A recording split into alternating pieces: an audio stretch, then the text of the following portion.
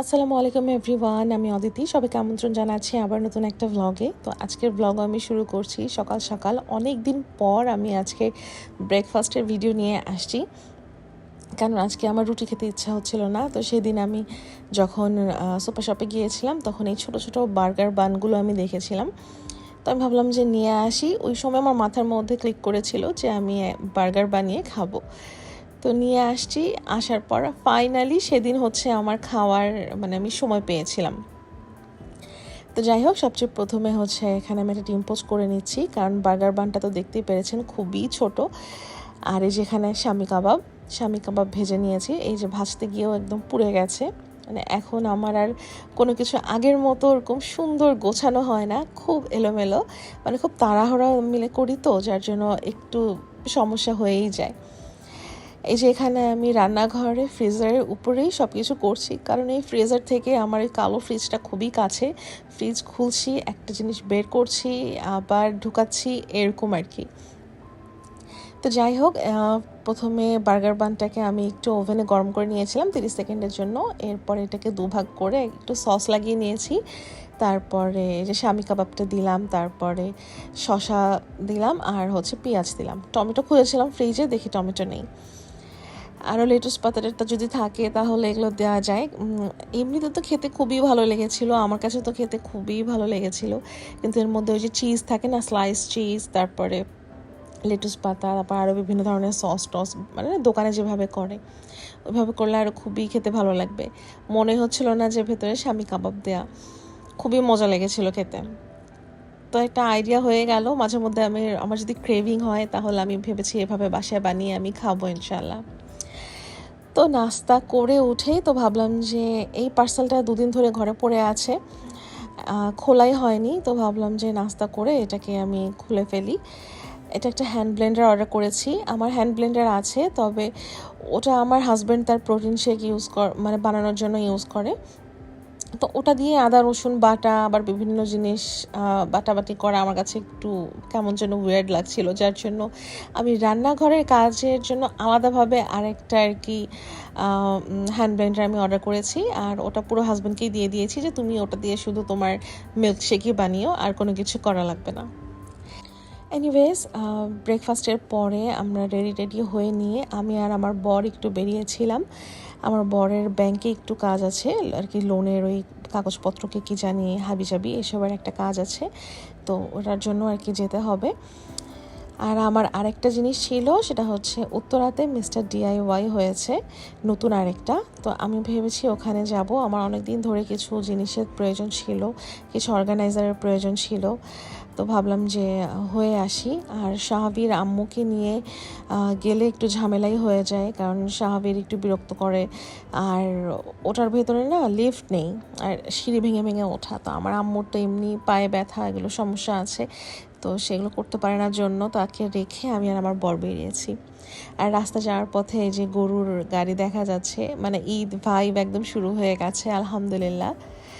তো এই যে এখানে ব্যাংকের কাজ সেরে দেন আমরা চলে আসছি মিস্টার DIYতে। ভেবেছিলাম যে মিস্টার DIYতে গিয়ে অনেক সুন্দরভাবে ভিডিও নিব, যেভাবে সবাই নেয়। তা আমি না এসব আর পারি না, বেশি মানুষজন দেখলে আমার হাত দিয়ে আর ক্যামেরা বেরই হয় না, খুব আনইজি লাগে।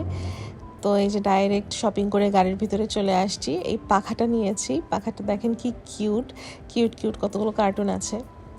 তো এখান থেকে চলে গিয়েছিলাম আরেকটা দোকানে যেখানে গাড়ির মোবিল ফিল্টার চেঞ্জ করে। তো সেখানে গিয়ে সব কিছু চেঞ্জ করা হচ্ছিল, আর বিল দেওয়ার সময় আমি দেখলাম যে একটা নতুন 500 টাকা।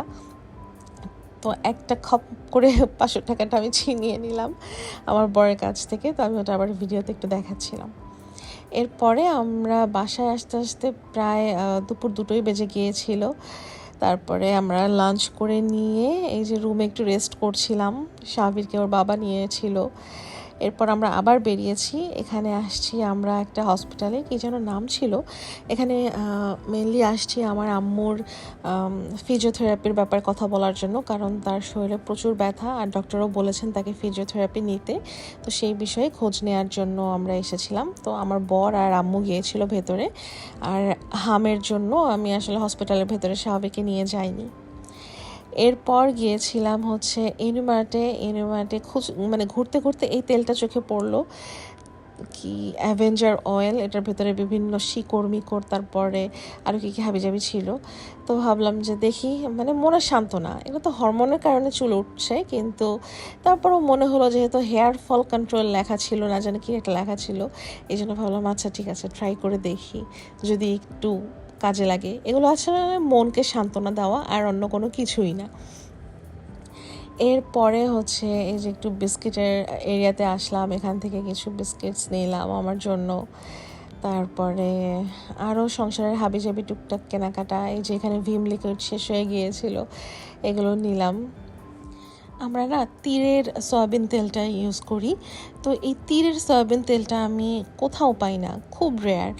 আর এনিমার্টেও পাওয়া গেছে কিন্তু খুবই কম, মানে কোয়ান্টিটিতে খুবই কম। আমি বুঝি না যে তীরের তেলটা কেন এরকম হয়, যতবারই কিনতে চাই ততবারই একই অবস্থা। আর রূপচাঁদার তেলটা কেন জানি আমার কাছে ভালো লাগে না, আমি একটা গন্ধ পাই, যার জন্য ওই তেলটা আমার কেনা হয় না। আমার কাছে তীরেরটাই বেশি ভালো লাগে। তো যাই হোক, এখানে ঘুরতে ঘুরতে আমরা চলে আসছি মাছের পাশে, মাছ নিব। তো অন্যান্য মাছ আর খেতে ভালো লাগে না, তো ইলিশ মাছ দেখে আমার বর বলল যে নিব কি না, পরে আমি বললাম যে নেও একটা। শাহবির হওয়ার আগে আমরা যখন ইউনিমার্টে আসতাম তখন কি করতাম, আমরা এখান থেকে যে কোনো পছন্দ মতো একটা মাছ কিনে নিয়ে ওদের ওখান থেকে কাটিয়ে নিয়ে যেতাম।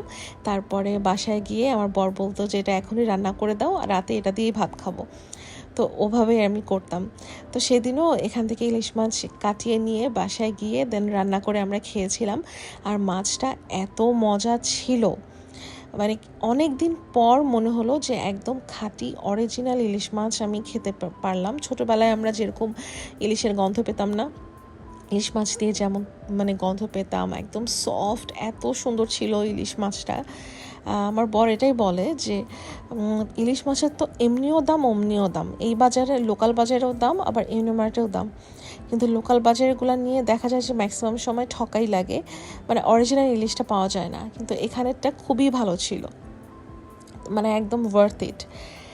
এরপরে আমি না ভাবছিলাম যে আমি একটু ইয়োগার্ট নেব, এই ধরনের কাপের মধ্যে যে ইয়োগার্টগুলো পাওয়া যায়, প্রোটিন ইয়োগার্ট বলে, তো সকালবেলা একটু খাওয়ার জন্য।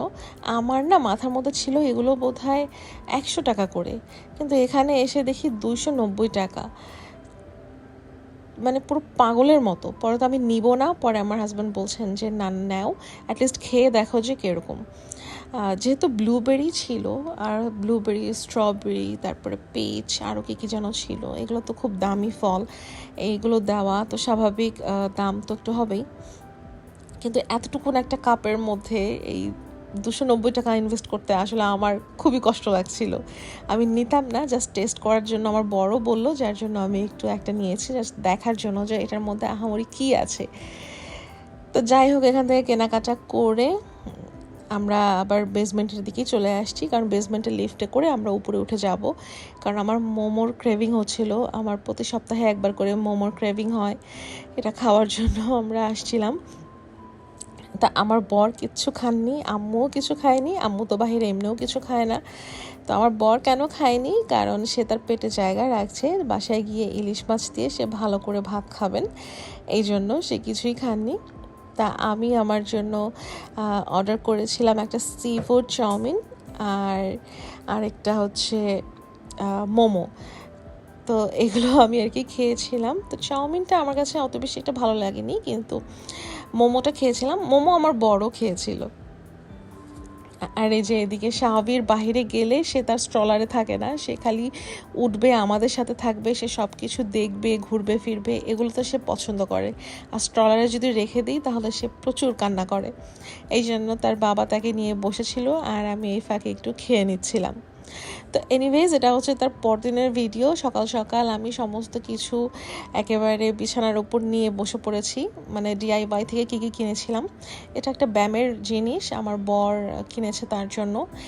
এই ফ্রাই প্যানটা আমি নিয়েছি কারণ আমার পুরনো ফ্রাই প্যানটার বয়স প্রায় 3-3.5 বছর হয়ে গেছে, আর ওটা এখন আমার ভালোও লাগছে না, কেমন যেন দাগ পড়ে গেছে, যার জন্য ওটা চেঞ্জ করব। তো এটা নিয়েছি, আর কিছু ন্যাপকিনস নিয়েছি, তারপর হেয়ার ব্যান্ড নিয়েছি, এরপরে হচ্ছে একটা পটেটো ম্যাশার নিয়েছি।